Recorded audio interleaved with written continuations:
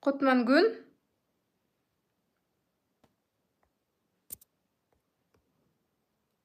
Менин эфирим ошондо. Жок, биякта эмес экен, а?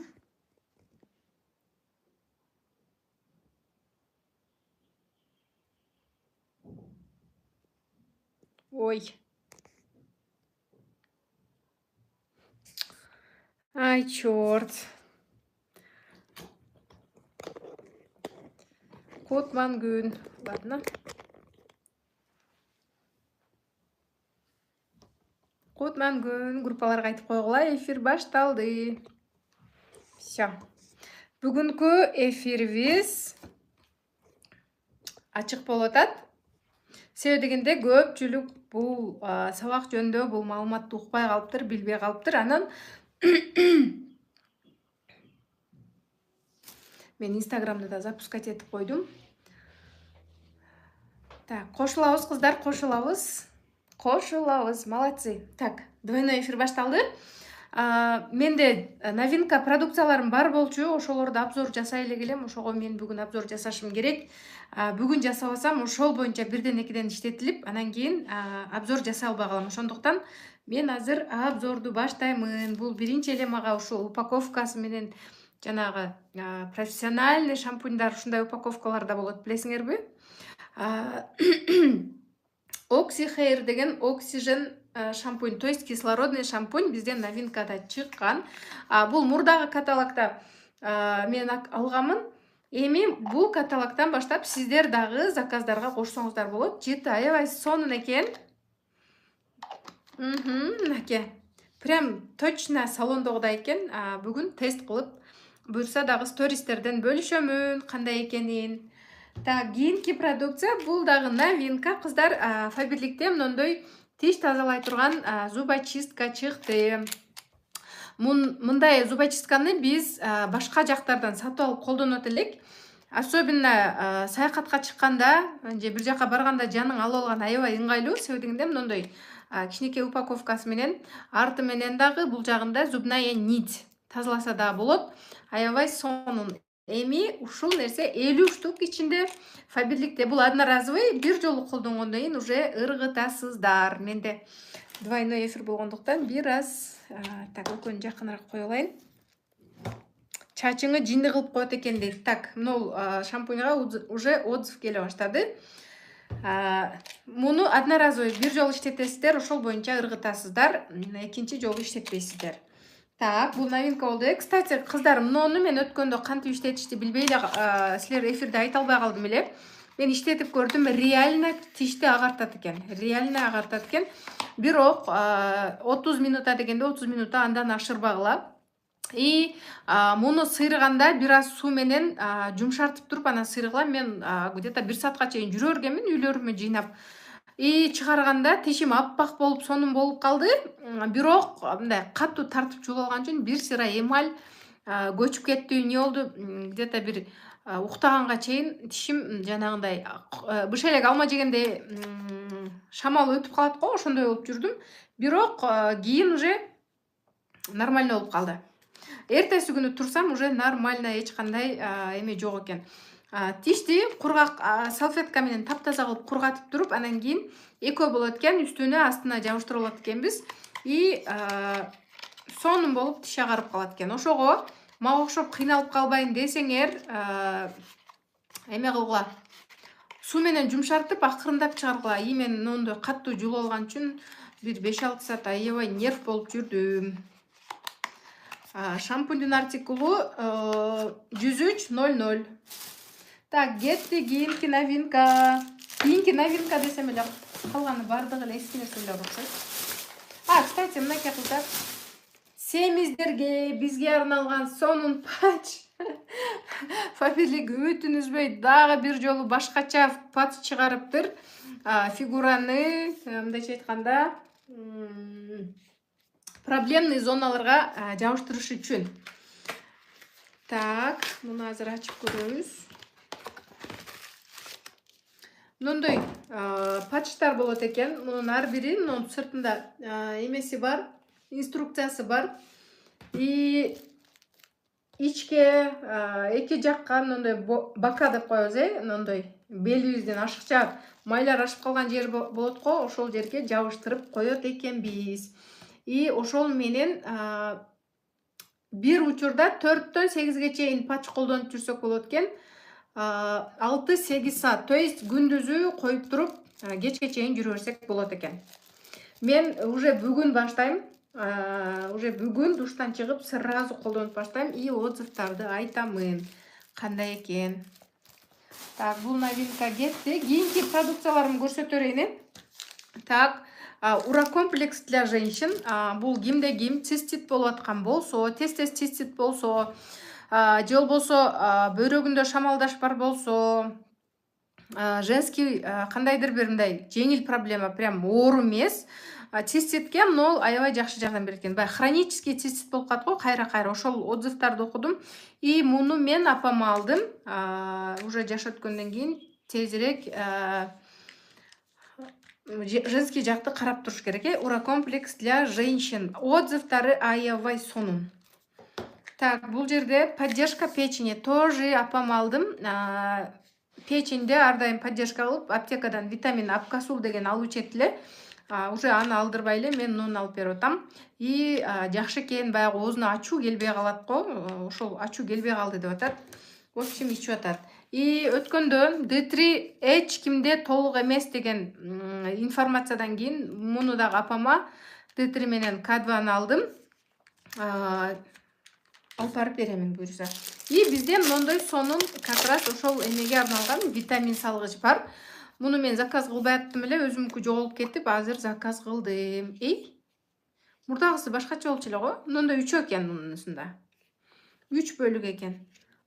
Муну алып салса дагы болот экен, бир чоң болуп калат экен. Мунусун салып койсо, либо 3кө бөлүп койсо болот экен. Мурдагысында мындай крестик көрдүм эле. Ушундай органайзер для витаминов. Мисалы үчүн апам бир жака чыга турган болсо, муну 2-2ден салып алат. 3өнү 2-2ден салып алат. И уже чай ичкенден кийин аркасынан ичип алат. Ушундай сонун, мындай чемодан кошкон органайзер. Аябай сонун экен, мына кармаганга дагы. Ыңгайлуу. Так, кийинкиси мындай малина шампуньдар чыккан, детский билесиңер.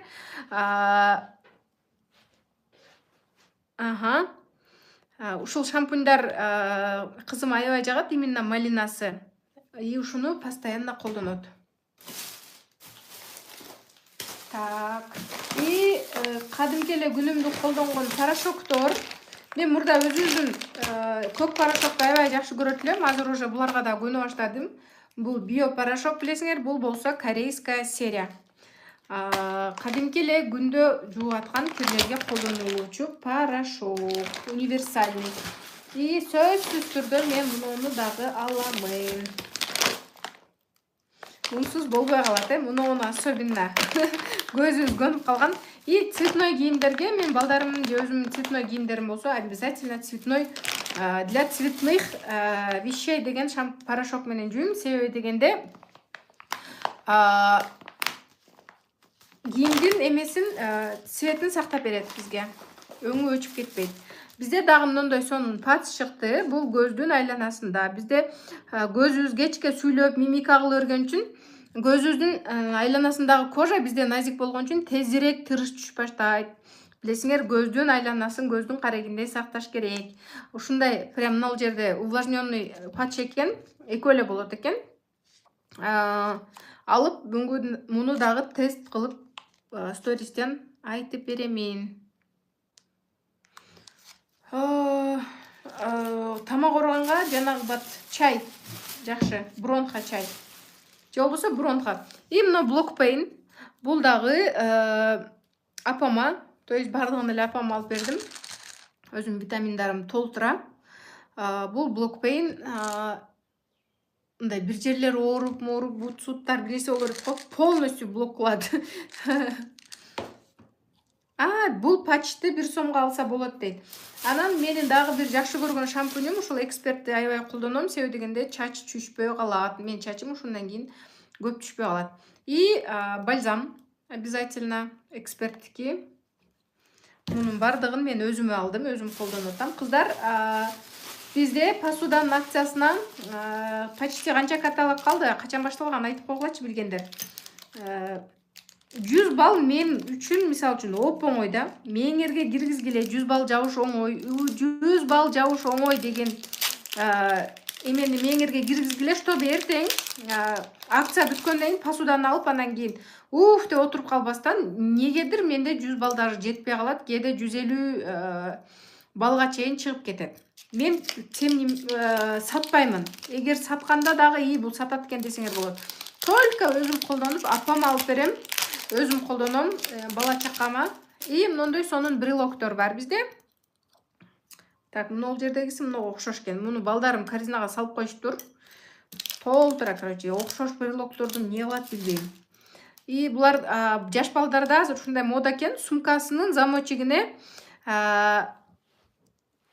кстати, 5-те бүтөт экен, илип алган мода экен. Короче, сумкасынын замочиги ёлкада толтура ар түрдүү брелоктор бар экен. Муну дагы өздөрү заказ кылып коюштур. Мен жокто телефонду алып, акырын керектүү нерселерин корзинага салып коет. Өзүңөргө деле мисалы үчүн ключ жоголуп кете бербеш үчүн мындай красивый сонун брелок, ключ, үйгө керектүү нерселер жоголуп кете берет го кечке. Анан муну дагы кызым заказ кылыптыр. Наклейки, собачки. Муну, по-моему, тетрадьтарына, обложкаларына, бирдемелерине жабыштырса керек. Ушундай сонун наклейкалар дагы бар, жаш балдарга арналган. Так, азыр 11 минутта болуптур. 15 минутта продукцияны айтып берип коеюн, анан уже сабакты баштайбыз, кыздар. Бүгүнкү биринчи сабакты ачык кылып койдум. Экөөдөн заказ кылыптыр. Биякта экөө, биякта экөө. Укмуш да буларчы. Так, анан сабакты баштайбыз. Бүгүн бизнес фундаменттин биринчи курсу башталат, биринчи эфири. Так, анан мына бул масканы алдым. Бул прям алтын кошулган, алтын жыттанган, вообще сонун маска. Результат бир койгондо эле билинет. Мынакей мен витамин ичкенин себебинен мындай майда чачтар кечке чыга берет, түшө берет, баягы. То есть чач чыкканы токтобойт. Анан Гардериканын крем для кожи вокруг глаз өзүмө заказ кылдым. Азыр ошону бизнес фундаменттин негизинде айтып берем. Качан сен айлыкка чыгышыңы.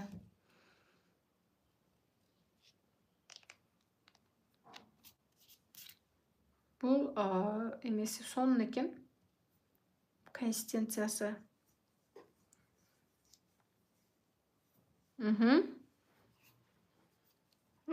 Сонун экен, прям мына жери сонун болуп калды колум.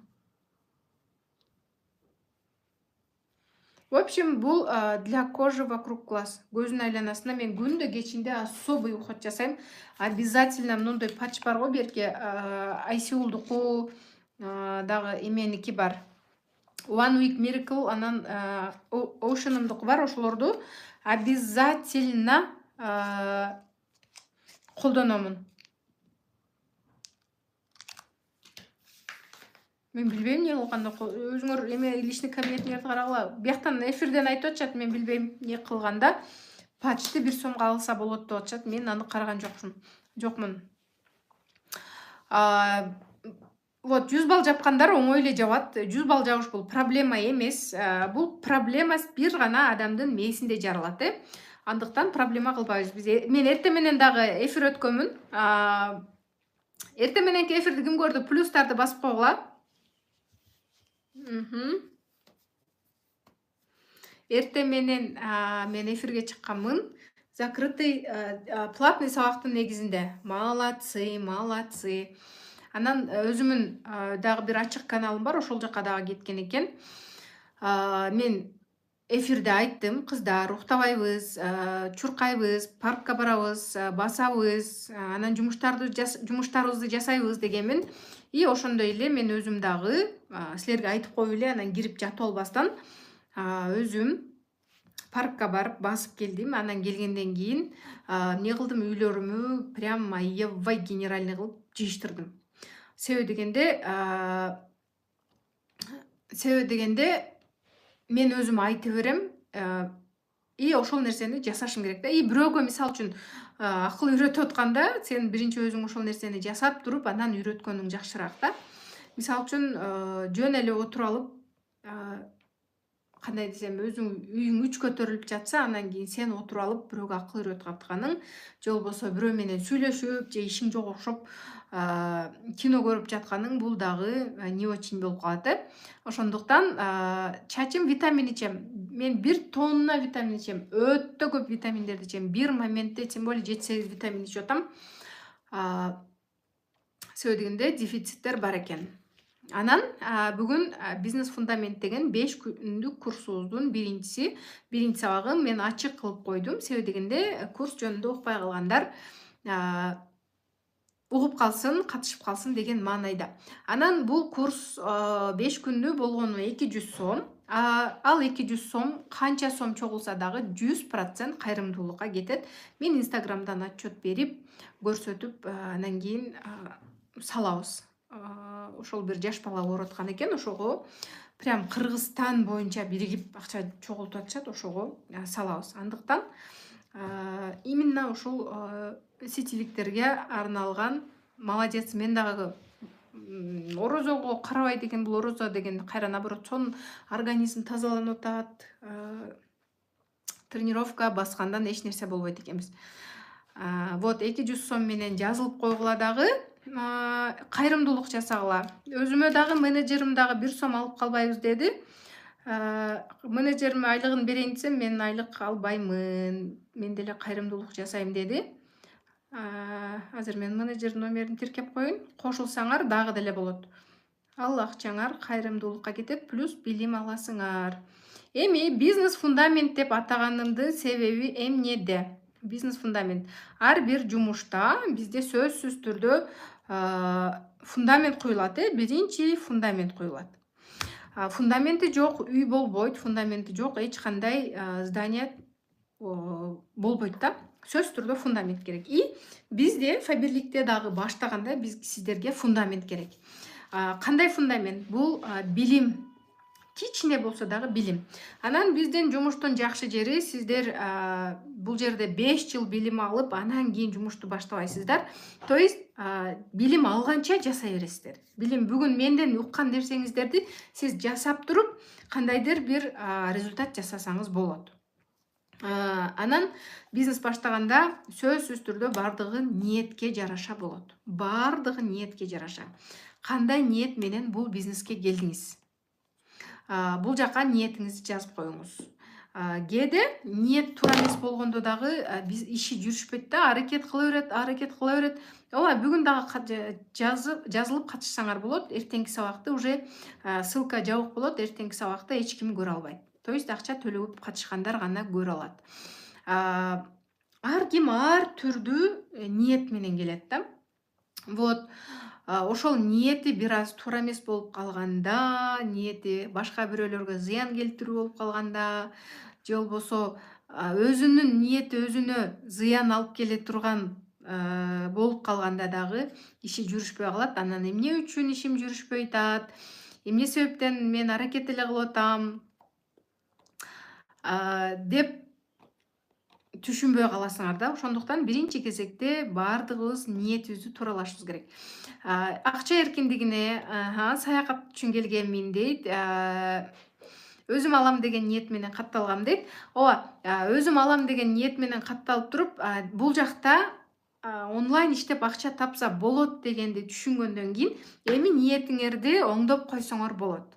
Мен бул жакта өзүм үчүн алганча, мен дагы кирешеге чыгайын. Себеби дегенде акчага муктаж кыз келиндер аябай эле көп да, аябай эле көп.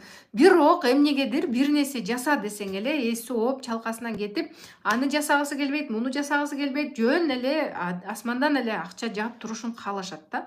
Бирок мындай мүмкүнчүлүк особенно кичинекей балдары менен, особенно көчөгө чыга албаган, особенно 5-6 баласы менен үйдө отургандарга бир өтө сонун мүмкүнчүлүк. Прям буту колуңар менен эле чуркап иштеп акча таап алсаңар болот.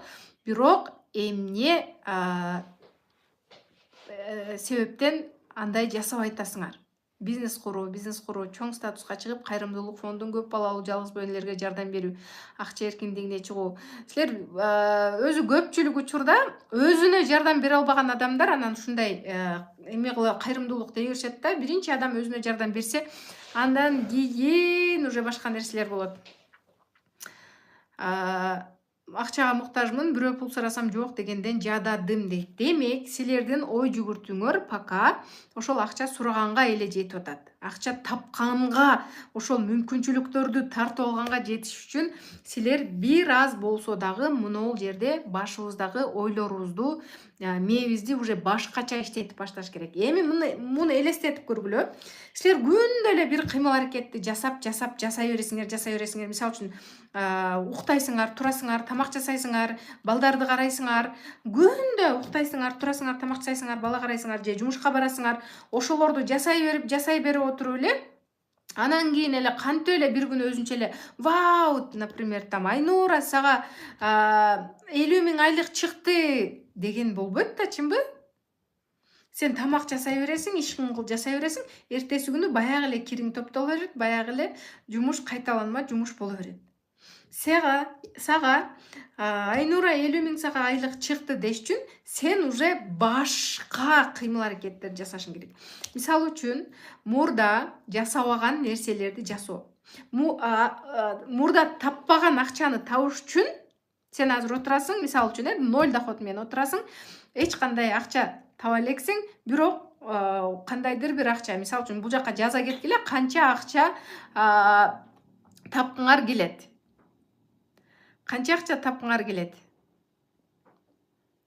Ошол акчаны табыш үчүн силер башка кыймыл аракетти жасашыңар керек да. То есть, идиш жууп, нан жаап, бала карап отурганыңардан 30 000, 100 000 келбей атабы? Демек, башка кыймыл аракетти жасаш керек. Миллион дейт. Ооба, миллионду табыш үчүн биринчи адам 10 000 сом тапканды үйрөнүш керек. 10 000 сом таба албаган адам миллион таба албайт. Мисалы үчүн, азыр сен ушул бизнестен миллион тапса болот, мисалы үчүн биз миллиондорду таба атабыз. Ушул бизнестен миллионду табыш үчүн сен жок дегенде 10 000 сомдон башташың керек. Кантип сен 10 000 сом таба албай туруп миллионду айтып атасың? 10 000 сом тапкан адам анан аны экесе көбөйткөндө 20 болот, 20-ны экесе көбөйткөндө 40 болот, 40-ды экесе көбөйткөндө 80, 80-ди экесе көбөйткөндө 160, анан ушинтип анан миллион болот. Силер особенно ушул азыркы замандын адамдары бардыгын тез болушун каалайт. Тез болсо мен кирсем эле бүгүн там 30 000 алсам болобу, бүгүн иштесем эртең мага 30 000 чыгабы. Бүгүн эртең 3-4 күн иштесем мага 4-5 күнү 50 000 айлык бересиңби? Канча, качан деп мындай эле кылып турушат да, прям жолкуна эле турушат. Айланайын, сен бул убакка чейин канча убактың бир сом таппай эле өткөн? Мисалы үчүн, тапкандар, конечно, окшош эртеңден кечке чейин жүрүп таап атат. А бизде свободный график болуп атат да. Сен таппай жүрүп кайсыл миллионду тыячом дейсиң да? Сен биринчи 10 000 сом тапканды үйрөн.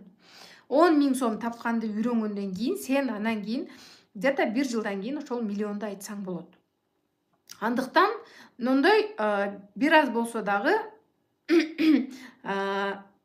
мээбиз ошол нерсеге ишене турган, мээбиз жете турган акчаларды максат кылып кое баштайлы. Сен 1 сом, 0 сом таппай отурган мээ менен эч качан миллион сом таба албайсың. Мээни өзгөртүш керек. Биринчи кезекте мээ. Эми ниеттер демекчи, ниетибизди жакшынакай кылып оңдойбуз. Вот, мен 40 000 таап калдым Фабирликтен, бүгүн түштү дейт. Көрдүңөрбү кыздар, бүгүн биринчи жолу айлыгын алган кыздар бар экен. Демек, бул кече Фабирликке келип, бүгүн 100 000 таап калган жок. Демек, бул кандайдыр бир кыймыл аракеттерди жасап отуруп, кандайдыр бир иштерди жасап отуруп, кандайдыр бир жаңы жасабаган нерселерди жасап отуруп 40 000 айлыкка жетип отурат. Эми бизнес баштагандар фундаментти түзүп баштайбыз, ниетти коебуз. Менин ниетим бул жумушта для начала өмүр бою эмес, башында 10 000 сом кирешеге чыгуу дейбиз. Мен деле мисалы үчүн 10 000 сом дегенмин. Мен саякатка келгенмин, бирок 10 000 сом акча деле мага ашыкча кылбайт деген ой менен келгенмин.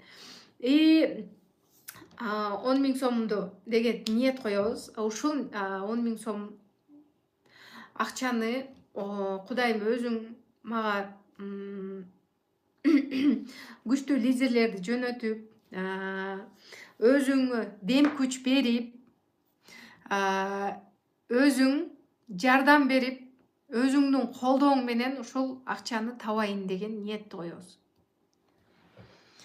Анан мен бирок мисалы үчүн мен Instagram кече тазалап атып, мага бирөө 2 жыл 3 жыл мурун жазган экен. Мынча жазыптыр, не деп жазыптыр деп зеригип окусам, мен акча тапкым келет, мен тууган уругума көрүнгүм келет, кайын журтума, кайын сиңдиме көрүнүп, мынакей мен саякатка чыгам деп саякаттап кетким келет, ошолорго көрүнгүм келет деген ниет экен. Аккаунтуна кирип, балким 1-2 саякатка чыгып калгандыр деп карасам, эч кандай саякатка чыкпаптыр. Демек, бул ниети менен алыска барбаптыр. Фундамент коюштуу менден маалымат аласыңар. Так, бул кыз келиндер үчүн жумуш. Анан ниетибизди оңдойбуз. Бүгүн отуруп алып, тапшырма, бизнес фундаменттегилерге тапшырма, мен отчет группа ачып коем. Ошол жактан мага отчет берип турасыңар. Отуруп алып, ниетиңерди оңдойсуңар. Мен Фабиликке келгендин максаты адал эмгегим менен ушул акча тап, эл көрүп, жер көрүп, саякатка чыгып. Мен мисалы үчүн саякат үчүн келгенмин. Саякат үчүн келип, азыр 20га жакын мамлекетке барып келдим. Реально саякатка эле чыга берем. Вот, ошол саякаттарга чыгайын, ошол тапкан акчам балдарымын, өзүмдүн, көбүнчө эле өзүмдүн, эми балдарыбыздын там майда чүйдө кирешесине жаратсак болот. Өзүмдүн керегиме жаратайын, өзүмдүн каалоолорумду аткарайын деп туруп, никак там үй алайын, машина алайын эмес. Ал нерсе жакшы, бирок максат жазганда үйлүү болдум, машиналуу болдум деп жазыш керек. Себеби дегенде мен өткөн азыркы жабык сабак болуп атат, эртең менен 6дагы сабактар. Ошол сабактан мен максатыңарды туура койгула дедим. Мен машина алдым же машина алам эмес, машиналуу болдум деп жазгыла деп туура максат койгонду үйрөттүм. Ошол күнү бирөө жазыптыр, мен блокноттун карасам, мен машина алам деп жазып алган экен. Вообще ала албай эле жүрөт да. Ала албай эле жүрөт, күйөөсү экөө бир машинаны талашып айдап жүргөн болот. Анан ошол күнү максатын тууралап жазат, мен машиналуу болдум деп. Ошол 2 күндө уже машина, жаңы машина келет, то есть башка машина келет, күйөөсү экөө талашпай, экөө 2 машинада жүрүп калат. Вот ошол максаттардын ар бир сөзү, ар бир бул жерде дагы ниети туура болуш керек, түз болуш керек. Ошондо анан бизге келе турган поток, келе турган адамдар, акчалар, саякаттар өзү эле келе баштайт. Биз болгону оюбузду контроль кылып, туура максат коюп, мындайча айтканда, аракетибизди жасай беребиз. Бүгүн сиздерге тапшырма, ниетибизди тууралайбыз, туура максат коебуз. Товарларыңар чогулуп кетпеш үчүн силер өзүңөргө керектүү нерсени алгыла. Эмне үчүн менде товар чогулбайт? Мен азыр карасам, самыным жок экен. Товар толгон адамда самын дагы толтура болуш керек. Менде самын жок үйүмдө. Вот, уже как будто уже бар сыяктуу элестетишиңер. Мен машиналуу болдум. Сен как будто азыр уже сага машина келди и машиналуу болдуң. Так, муну мага акыл үйрөткөндөр, өзүңөр Instagram ачып алып, YouTube ачып алып, эфирге чыгып алып сүйлөй бергиле. Так, эфирим топко чыгып кетти окшойт, аябай көп адамдар, баягы чужой адамдар кирип калып атат. Эми биринчи тапшырма ниетти оңдойбуз. Экинчи тапшырма бизде Фабирликте 3 вариант менен иштөө жолу бар. Ошону мен сиздерге кыскача көчүп чыгып кайка барасыңар? Ой Кудай, кайка барасыңар көчүп чыгып? Өзүмдүн үйүмөбү? качан көчүп чыгасыңар? 10 жылдан кийин, 20 жылдан кийинби? Азыркы учурда жазыш керек. Ладно, суроолорго мен эртеңки эфирлерде жооп берем дагы.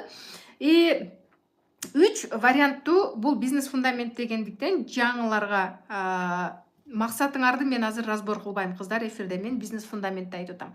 Просто мисал катары айтып кеттим. Мен платный эфиримде ошондой результаттар болду деп. И 3 вариант бар. Фабирликте иштөөнүн 3 варианты бар. Биринчиси өзүңүз үчүн аласыз. То есть иштөөнүн эмес, жөн эле фабирликке катталгандан кийин сизде 3 вариант бар. Катталдыңыз, бүгүн катталдыңыз, сиз 3 варианттын астында турасыңыз. Мындайча айтканда, сиз азыр кичинекейирээк нерсени алайын. Мунул 3 нерсенин астында турасыз. Астыңызда 3 нерсе турат. Мунусу өзүңүз үчүн алып, жөн эле продукция алып колдонуу. Күнүмдүк порошок, самын, шампунь колдонуу. Экинчиси команда чогултуп, чоң айлыктарга жетүү, саякатка жетүү деген. Үчүнчүсү алып сатуу. Ким кайсынысын тандайт? Мен мисал үчүн алып сата албайм, ошондуктан мен бир гана өзүм үчүн колдоном. Менде 2 варианттын, сразу 2 варианттын же сразу 3 варианттын тандасаңар болот. Мен бул жерде 2 вариантты тандагамын. Өзүм үчүн колдоном. Экинчиси бизнес курам, команда чогултуп бизнес курам деген экинчи вариантты дагы тандагамын. Алып сатуу деген вариантты мындайча айтканда караган эмесмин, таштап салдым. Себеби дегенде мен алып сата албайм. Мен чужойго мына Баринса коуч сабак өтөт экен, үйүмө көчүп чыктым дейсиз дейт. Баринсанын сабагына катышкыла. Өзүмдүн ушул 2 вариантымды тандадым. Биринчи өзүм үчүн алам продукцияларды, колдоном, кремдерди, шампуньдарды, витаминдердин бардыгын ичем. И кошумча команда чогултам. Экинчиси бул команда чогултам. Кимдир бирөө мисал үчүн алып сатканды билсе, шикарно. Мисал үчүн витаминди нол VIP менен мен 1000 сомдун тегерегинде алдым, каталогда бул 2500 ушундай болот да. Бир күндө бир витамин таап сатсаңар эле силер 1000 сом иштейсиңер. 70% скидка менен алганда 1500 сом иштейсиңер. Бир күндө. Эми 3 батты сонун кылып жаттап алып, сонун пайдаларын айтып берип, күнүнө 3 бат сатсаңар, силер 4000 сом пайда табасыңар. Было бы желание, кыздар, калоо эле болсочу, акча астыңарда мындай эле чачылып эле жатат, ошону алгандан зээригип атасыңар. Алып, ошону иштеткенден зээригип атасыңар. Вот. Мен биринчи вариант өзүм үчүн колдонуп атам. Экинчи вариантты команда топтойм. Команда топтогондо кандай кылып топтойм? Бизде жөн эле өзү үчүн алып жүрүп эле айлыкка чыкса болбойт. Жөн эле алып сатып жүрүп эле айлыкка чыкса болбойт. Жок, башында бир жолу өзүм подружкам заказ берген, аны кандай десем, аны мен акча кошкон деле эмесмин. Эшикти ачып сүйлөшчү. Подружкам алып барып бергенмин. Үйүнө просто ал жаңы төрөгөн үчүн үйүнө алып барып бергенмин. И андан мен пайда деле көргөн эмесмин. Ляльчкасы менен көчөгө чыга албаган үчүн үйүнө алып барып бергенмин. Вот. Эми ошондон кийин мен экинчи алып сатпайм дегенмин. Себеби дегенде өзүмө аябай жалдыраган сыяктуу сезип кеткенмин, экинчи алып сатпайм дегенмин.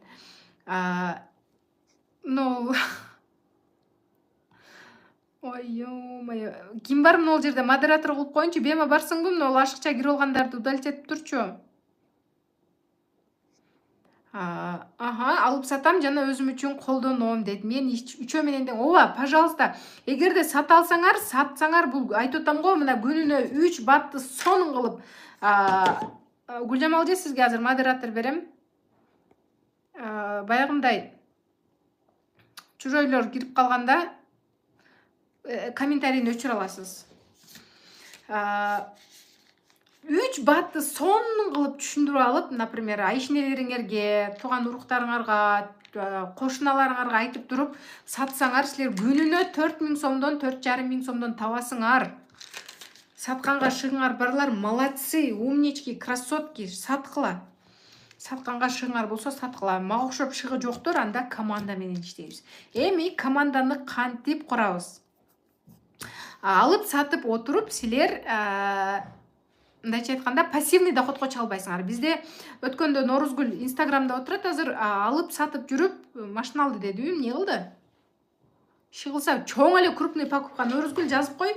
Аябай чоң эле крупный покупка кылыптыр. Лично өзү 500-600 балл жабат. Любой таксиге чыкканда заказ алып түшүп кетет экен. Жөн эч кимди мындай жолуккан адамдан обязательно заказ алат экен. И жасаса болот экен да, көрүп атасыңарбы? Бирок пассивный доход жок. Норузгүл сатпай калдыбы? Мисалы үчүн ооруп калды, Кудай сактасын дейли, же болбосо саякатка кетти, уже баягы акча жок. А менде пассивный доход бар. Мен уктасам дагы, турсам дагы, мындай команда болгон үчүн мен уктап аткан кезде мага күнүнө 20 000 сомдон түшүп турат. Просто так. Эгер иштеп кошумчасам, ал 50 000, 60 000 болуп кете берет да. Вот ошондуктан азыркы менин күнүмдүк пассивный доходум күнүнө 20 000 сом. Просто мен жөн эле барып, там оз ачарга барып, үйдө тамак жасап, үйдө уборка жасап жүргөнүм үчүн мага 20 000 сом түшөт. И мындай эфирлерге чыксам, плюс андан да көтөрүлөт, Анан пассивный доход болуш үчүн сөзсүз түрдө команда керек. Эми биз команданы кантип топтойбуз? Мисалы үчүн сиз, мен примерлер менен айтып кетейин. Мисалы үчүн сиз турмушка чыктыңыз дейли, и турмушка чыкканда эмне болуш керек? Ар бир адамда төрөйм деген ниет болот. Мен төрөйм, бала чакалуу болом, там 3 балалуу, 4 балалуу деген жакшы каалоо тилек болот. Анан кийин сиз кантип, например, ошол нерсени ишке ашырасыз. Жакшы ниет менен мен аман эсен төрөп, эч качан сиз деп баягынтип шок болбойсуз да. Мисалы үчүн бул жерге келгенде кантип иштейм, кантип сатам, кантип адам чакырам, кантип каттайм, адам жок эле дей бересиңер да. Биз жакшы ниет кылганда, төрөгөндө, мисалы үчүн аман эсен боюмда болсо, мен өзүм карап, там ден соолугумду карап жүрөм, и аман эсен көз жаралбайм деп только позитив менен айтабыз да.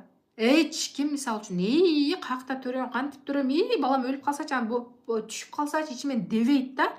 Эмнеге силер бизнеске келгенде, вот ошол жакшы ниет менен баштап туруп, анан силер жакшынакай балдарды төрөп чоңойтуп атасыңар. Мен мындай примерди айткандын себеби силердин эсиңерде калат да. И бизнеске келгенде эмне себептен болбой калсачы, укпай койсочу, эч ким жазылбай койсо мен эмне кылам, адам каттай албай атам го, жоктоп атам го дей бересиңер. Эмне үчүн? Мисалы үчүн 1 жыл, 2 жыл, 3 жыл, кээде 4 жыл, мен билгенден 9 жылга чейин боюнда болбой жүргөндөр болбойт экен дебейт да, эч качан. Аракет кыла берет, дальше Кудайдан тилейт, намазын окуйт, лечение кылат, күбөсү менен чогуу лечение кылат, ошентип жүрүп акыры төрөйт да. Анан эмнеге элдер 1 жыл, 2 жыл, 3 жыл күтүп аткан болсо, эмнеге сен бул бизнести баштай электе эле 2 күн, 3 күн, 1 айда эле уже шагың сынып, мойнуң кайрылып, нол жерде бир гүлүм сынып калыптыр, ушундай болуп шалпыйып калып атасың. Эмнеге? Эмне себептен ошондой биз тилебейбиз? Буюрса менде сонун команда болот. Мен сабыр кылам, мен аракет жасайм, сабыр кылып, аракетим менен мен дагы сөзсүз түрдө айлыктарга чыгам дебейсиңер. Вот, ошондуктан жакшына ниет кылып, жакшы тилек менен баштайбыз. И боюңарда болгондо 9 ай силер күтөсүңөр. Төрөш үчүн 9 ай күтөсүңөр. Эмне себептен бизнеске келгенде эле 1 күндө болбой калды, 2 күндө болбойт, 3 күндө болбойт экен деп эле таштап саласыңар. Ошол 9 ай келип силер балаңарды кучактаганга чейин 9 ай просто фабиликти арнап койгула, силер обязательно результат жасайсыңар. Обязательно. И акча калбады деген адамда акча калбайт. Мен постоянно айтам сабактарымда, оозуңан чыккан сөз жакаңа жармашат деген илгеркилердин сөзү бар. Акча жок десең жок болот, акча бар десең бар болот. Бул ушундай закон. Мен билбейм, ушундай закон. И бул закон иштейт. Жоктун түбү жок деген дагы илгеркиден калган макал бар, билесиңер, Вот, эми так кеттик. Жакшы ниет коебуз. Эмне үчүн боюнда болгондо, мисалы үчүн эмне үчүн бул мындайча айтканда, эмнеге боюнда болгонго салыштырып атам, ар бир бизнес аял киши детище деп коет, ар бир ошол баласындай кылып детище деп, экинчи баласы да, мындайча айтканда экинчи баласы. Боюңда болуп калганда сен мисалы үчүн токсикоз болуп атам, мен чыгарып турайынчы деп туруп чыгарып коюп, анан 1-2 саат ичиңерде жүрүп, анан кийин мен жададым деп чыгарып коюп жүрбөйсүңөр да. Круглосуточно ошол нерсе менен жүрөсүңөр, ичиңерде круглосуточно жүрөт. Ошол сыяктуу круглосуточно силердин оюңарда бизнес, силердин оюңарда команда, силердин оюңарда адам чакыруу, кыймыл аракет болуш керек. Круглосуточно кыймыл аракет болуш керек. Круглосуточно кыймыл аракет болгондо анан кийин результат болот. Кыздар, уйкуңарды жыйыштыра тургула. Ким мисалы үчүн жашоосун до и после өзгөрткүсү келет. Ким мурда өмүрүндө көрбөгөн жерди көрөт. Жок дегенде Ташкентти, жок дегенде Москваны, жок дегенде Дубайды, өлдү дегенде Турцияны, болбоду дегенде Египетти көргүсү келет. Же ушинтип өмүр бою эле айылдан 4 өзүңөрдүн айылыңардан 4 балаңардан чыкпай эле жүрө берген, тиричилик, тамак жасаш керек, бала караш керек деп жүрүп эле өмүрүңөр и так эле өтүп атат го. Ошентип жүрүп дагы өтүп кетишин каалайсыңарбы? Жок, бардыгыбыз каалайбыз, Вот, ошондуктан кыздар уйкуну азайтабыз. Ооз жапкандан кийин уктабайбыз. Сабактарга катышабыз. Кстати, сонун жаңылык айттым, кимде ким азыркы бизнес фундаментке 200 сомдук кайрымдуулук сабакка катышкан болсо, Батырханова Дария экөөбүздөн жаңы мен трансформация деген курсубуз бар. Ошол кийинки жума понедельник башталат, ровно бир жумадан кийин. Ошол сабакка 800 сом менен катышса болот. То есть 1000 сом менен 2 сабакка катышасыңар. Пятницадан ал сабак уже 2000 сомго чыгат. Ошондуктан азыртадан 2 сабакка тең жазылып успеть этип калгыла. Так, команда курушту үйрөткүлө дейт. Ооба, ушул бизнес фундамент бул именно команда куруш үчүн болуп жаткан нерсе. Вот, ошондуктан бүгүн сиренге жазгыла срочно. Ким көптөн бери билим алгысы келип, көптөн бери мээсин өзгөрткүсү келип, көптөн бери билимге чаңкап жүрөт. Обязательно Батырханова Дария, Мира Исмаилова экөөбүз биргеликте азыр сабактарды өтүп жатабыз, курстарды, вот ошол жака катышкыла. И ал жакта уже башкача результаттар менен чыгасыңар. Мен катышам дейт. Эми команда курушту биз 24 саат бою ойлоп жүрүшүбүз керек. Кантип команда курам, кимди чакырам? Мынакей, келдиңер, эч ким жок, пока өзүңөр жалгыз келдиңер, и силерге адамдар керек. Жок дегенде, биринчи күнү жок дегенде эң силер ойлогон адамдарды айтасыңар. Мисалы үчүн оюңарга келет го, бул в жизни жазылбайт. Бул мисалы үчүн фабирликти тоготпойт. Бул сетевой дегенде көңүл айланат. Бул фабирликтин продукциясын албайт. Бул мисалы үчүн боп кеткен. Экөөбүздүн сабагыбыз 1000 сом. Бүгүн бизнес фундамент башталып атат, ошол 200 сом. Ошол фундаментке катышкандарга 800 сом. Бул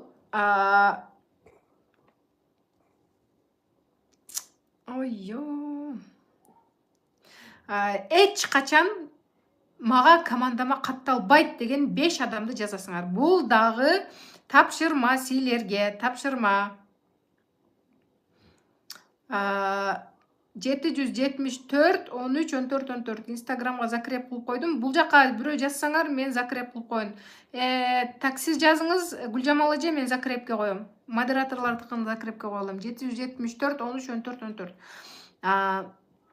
Эми команда куруш үчүн биз эмнелерди как раз төрөгөндөр балаңар чоңойгонго чейин иштеп коюшуңар керек.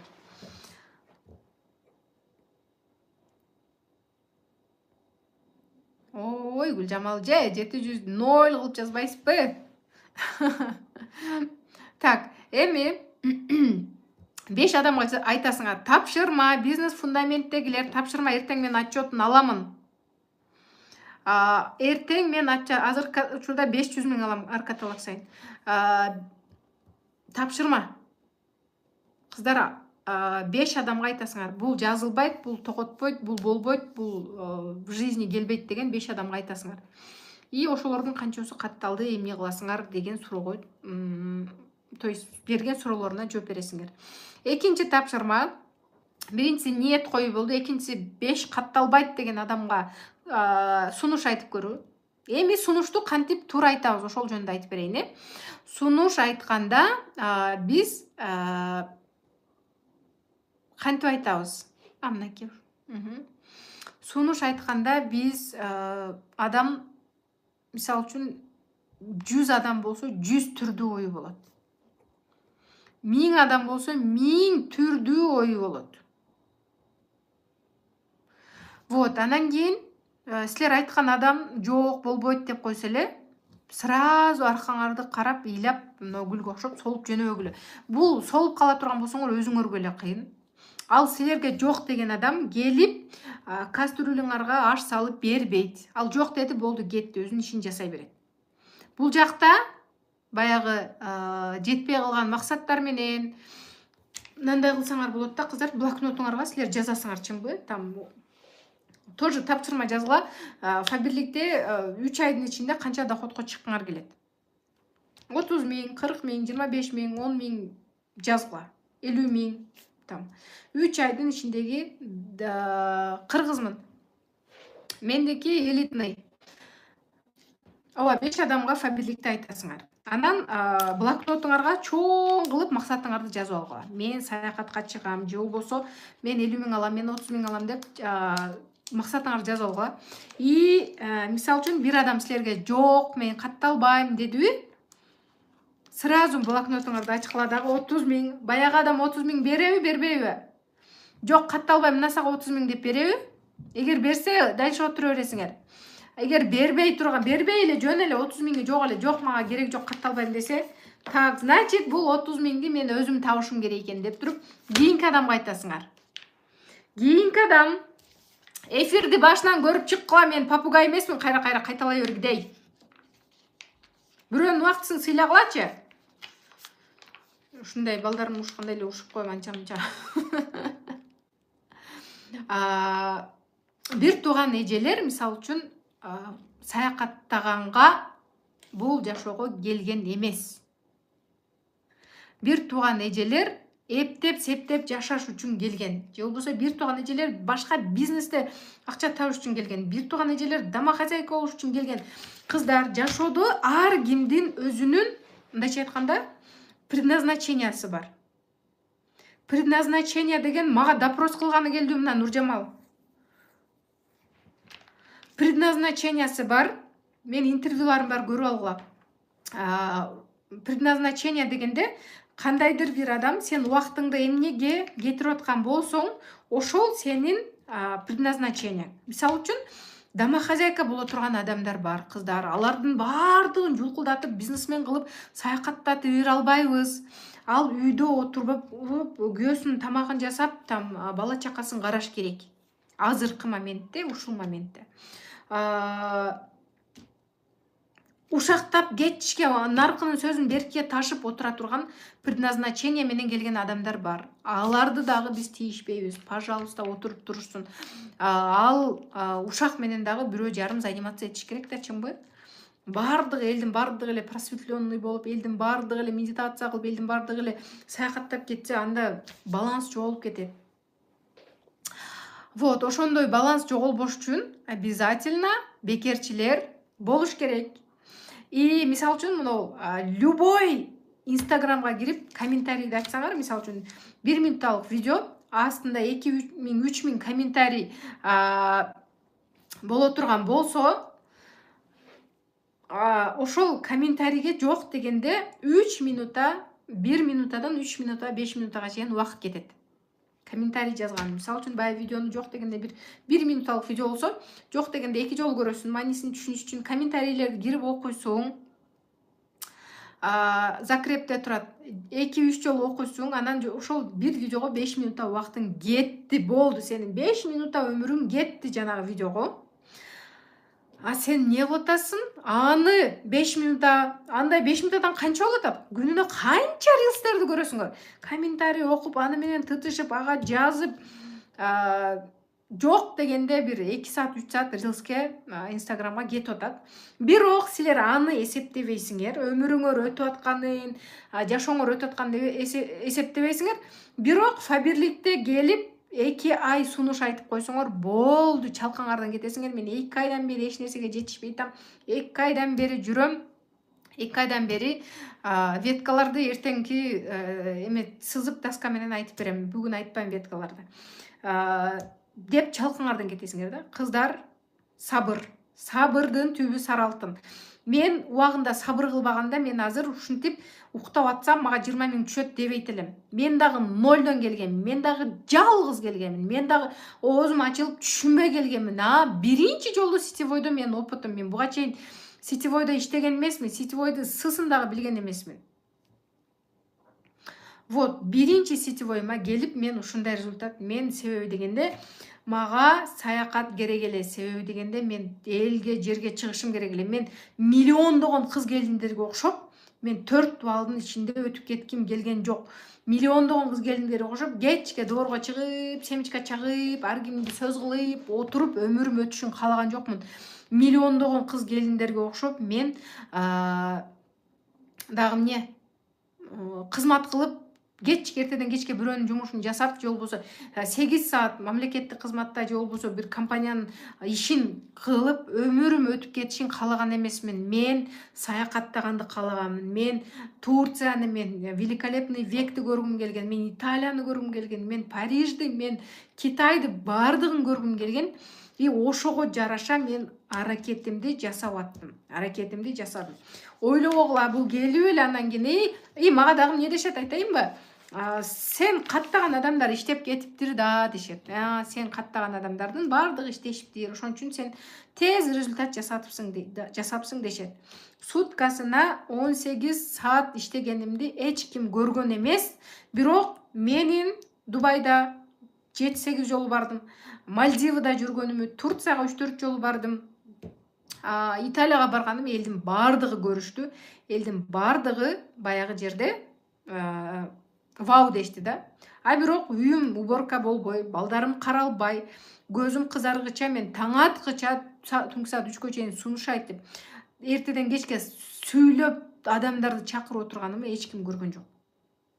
Вот ошондуктан силер дагы эгер жок дегенде 1 жылдан кийин мен ушул жерде 4 балам бар. Чоң кызым 20га чыккан. Ушул жерде результат жасап, мен там Турцияга барайын, Египетке барайын, Дубайга барайын десеңер, анда пожалуйста, аракетиңерди кылгыла. Сөзсүз түрдө аракетиңерге береке болот. Вот. Жөндөн жөн эле асмандан силерге путевканы эч ким башыңарга таштабайт. Таштаса эмгиче таштайт эле, чынбы? Таштаса эмгиче таштап алып, уже барып келген болот элеңер. Гүлжамалже не успеваю эмнелерди блок кылганы. Кийинки жолу точно ссылка менен жасайт экенмин, себеби дегенде аябай эмелер рекке чыгып кеттир, видеом чүрөлөр кирип кетти. YouTube'да рекке чыгып кетти, кыздар. Вот, ошондуктан кыздар мээнет кылыш керек, аракет кылыш керек. Аракет. Мен бул жакта блог кылып отуруп чарчадым. Гүлжамалже дагы жоголуп кетти окшойт. Эми адамдарды кантип командабызды чоңойтабыз? Биринчи кезекте настрой. Бардык нерсе мына жердеги настройдон жаралат. Эгерде минус менен башталган иштин аягы сөзсүз минус менен бүтөт. Минус абал деген кандай? Минус абал деген болобу, болбойбу, коркуп атам, аракет кылып көрөйүн, болсо болду, болбосо жок, билбейм, ошол айтышты иштеп атам, элдин бардыгы иштеп атыптыр, мен деле иштеп көрөйүн дедим деген сыяктуу минус абал менен баштадыңарбы бизнести, болду. Өмүр бою жылдап силер ошол минус абалда жүрө бересиңер. Жылдап статуска чыга албай, же айлыкка чыга албай, же саякатка чыга албай, группадан чыга албай, же нары эмес, же бери эмес болуп жүрө бересиңер. Абалыңарды өзгөрткүлө.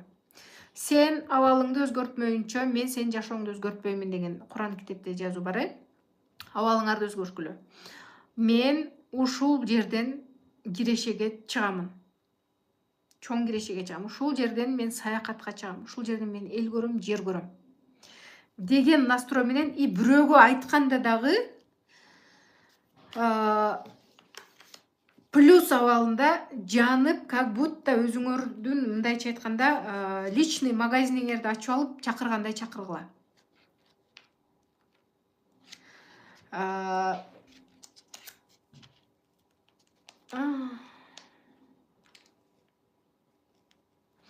Вот, аябай сонун минус абалда прям мен өзүмдүн сунуш айткандарымды айтайынбы? Менде көбүнчө катталгандар болот эле. Себеби дегенде мен сунуш айтканда мындай башкача энергия менен айтат элем да. Саламатсызбы деп текст менен жазбайт элем. Только голосовой айтат элем. И голосовой дагы балам, кызым кичинекей болгон үчүн бир колума көтөрүп алып эки жакка басып жүрүп айтат элем. Кандайсыз, жакшысызбы? Менин атым Мира, Фаберлик компаниясынын менеджери болом. Мен сизге Фаберлик компаниясы жөнүндө айтып берейин деп атам. Кандай маалыматыңыз бар дейт элем. Мен сразу сунуш айтпайт элем. Сиздин кандай маалыматыңыз бар? Дегенде уже нар жактагы адам сенин энергияңа дагы келет да. Нымтырап нерселерди жазып отурсаң, башты тортпачы дейт. Кандай маалыматыңыз бар дегенде, мен маалыматым жок десе, анан уже маалымат берип баштайт элем. Бизде мен өзүм жаш балам менен үйдө отурам. Ушинтип онлайн иштесе болот. Калайсызбы? Мен сизге онлайн иштегенди үйрөтөмүн. Күнүнө там 2-3 саат убактыңыз кетет. Деген бул уловка. Эч кандай 2-3 саат менен сен 3 айда результат жасай албайсың. Обязательно 7-8, 10, 12, 15 саатта сен 3 айда результат жасайсың. Дегенимде кандай түшүндүр дегенде уже түшүндүрүп баштайт элем. Маалыматым бар десе, кандай маалыматың бар? Эмне болгон маалымат ал? Дегенде, мен 3 ай мурун катталганмын дейт. Хорошо, иштей бериңиз. 3 жыл мурун катталганмын десе, сиз анда катталып эмне жумуш жасагансыз? Мен өзүм үчүн алганмын дегенди деле адамдар иштегенмин дей беришет. Болгону өзү үчүн продукция алган, 1-2 сатып койгон, аны мен иштегенмин дейт. Анан ошондо айтам, эже ал учурда азыркындай эфир YouTube'да сакталат. Кыздар YouTube'га кирип Мира Исмаилова десеңер, ошол жакта сакталат. Instagram'да сакталбайт. Азыркындай онлайн заманы эмес эле, же болбосо онлайн мынчалык өнүккөн эмес эле. Өнүксө дагы именно менин командамда онлайн сопровождение бар. Эгерде сиз дагы ийгиликке жетем десеңиз, сиз дагы кандайдыр бир келече үйдө отуруп акча тапкыңыз келсе, мен сизге үйрөтөйүн. Только телефон менен иштейсиз, только үйдөн чыкпай иштейсиз деп айтам. Суроо бериш керек, кыздар. Маалыматым бар десе, маалыматы бар экен деп кетип калбайбыз. Суроо беребиз. Кандай маалымат? Канча жыл болду ал маалыматты алганыңа? Ким берди ал маалыматты? Анан бирөөнүн адамын каттабайбыз. Бирөөнүн адамын эч качан каттабайбыз. Себеби дегенде, бирөөнүн адамын каттаганда бизде минуска түшүп калабыз дагы. Карма деп коет бизде. Карма деген нерсе бар. Минуска түшүп каласың да, сен ал минус бирөө, то есть сен урдап атпайсыңбы? Урдаганда сен бирөөнүн энергиясын урдап атасың. Энергиясын урдаган адам эч качан өнүкпөйт, өспөйт. Сен мен жөн эле таанышым эле мен каттап алайын, же болбосо бул менин досум да дейсиң, бирок ошон үчүн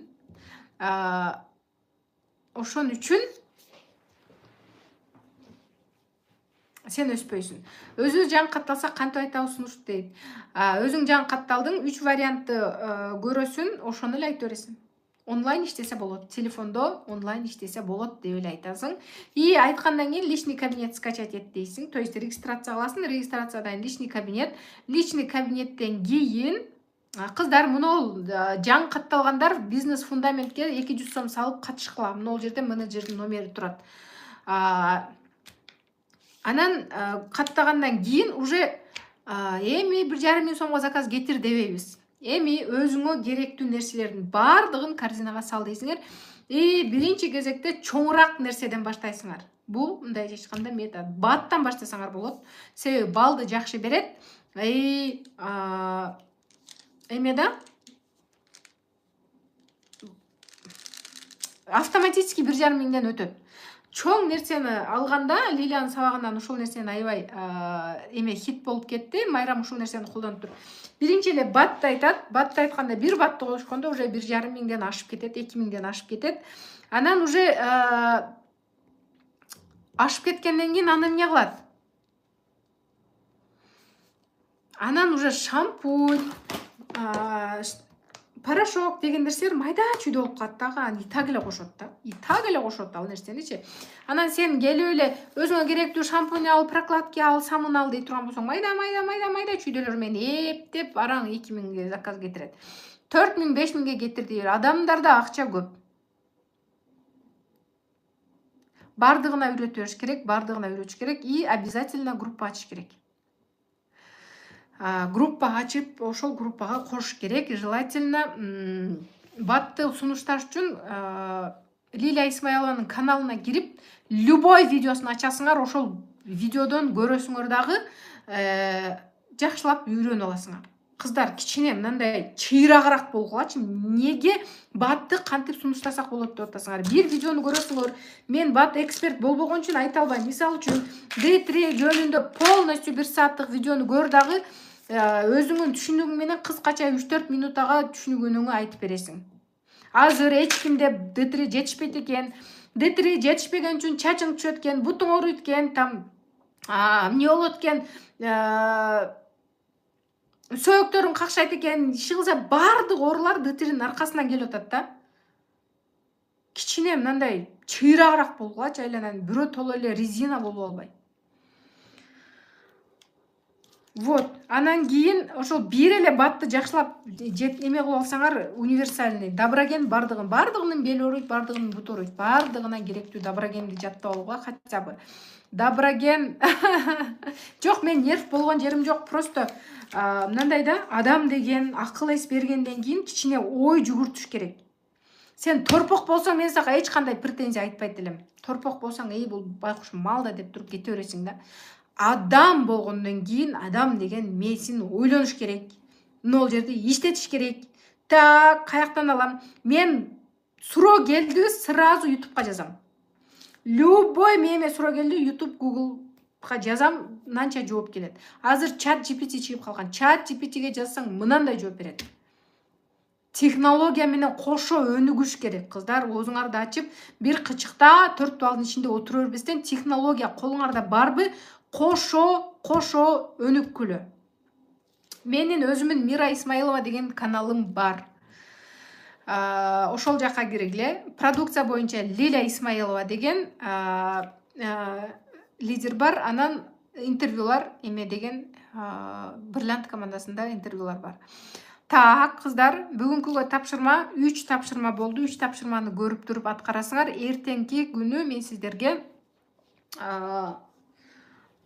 команданы кантип дальше алып кетебиз. Эми адамдарды каттадыңар, актив кылдыңар, дальше кантип өстүрүп кетебиз. Ошол боюнча мен уже ссылка менен өтөм, мондой кылып ачып койбойм. Ооба, Лилия жеңер медик, ал медобразованиясы бар. Фармацевт, 10 жыл аптекада отурган, күйөөсү врач, сиңдиси врач, күйөө баласы врач, полностью врачтардын арасында. Вот, кыздар, эртеңки күнү эфирди мен заранее группага жазып коем. Только ссылка менен келет, ачык болбойт, таратпайсыңар. Кайрымдуулук сабак үчүн 200 сомдон катышып, бүгүн жетишип калсаңар болот. Ссылканы максимально таратып койгула. И Дарья экөөбүздүн табагыбыз боюнча дагы эртең менен эфир өтөм. Анан уже түштөн кийин бизнес фундаментке сабак өтөм. 20 адам бар, бир да адам кошо албай жатам дейт. 20 адамга бир күндө тапшырма бересиңер. Бирден адам кош деп тапшырма бересиңер. Эгерде сен бир адам кошсоң, мен сага мындай брелок белек берем, же болбосо мындай тиш эме белек берем деп койсоңор, ушунчалык сонун кылып кошуп беришет. Күндө прямойдо мен уже закрытый платный эфирлерде болом. Бесплатный эфирлерге чыга бербейм. Менин убактым мындайча айтканда сатылат, бекер көп чыкпаймын. Все. Анда эмесе YouTube'га өтөбүз. Мира Исмаилова деп подписка болобуз. Эртең ошол 20 адамды, 27 адамды кантип дальше өстүрүп кетиш керек болот. Ошолор жөнүндө отрыв жөнүндө сөзсүз айтам. Маркетинг план отрыв сөзсүз айтылат. Платный эфир мощный дейт. Все. Пока-пока. Görüşкөнчө.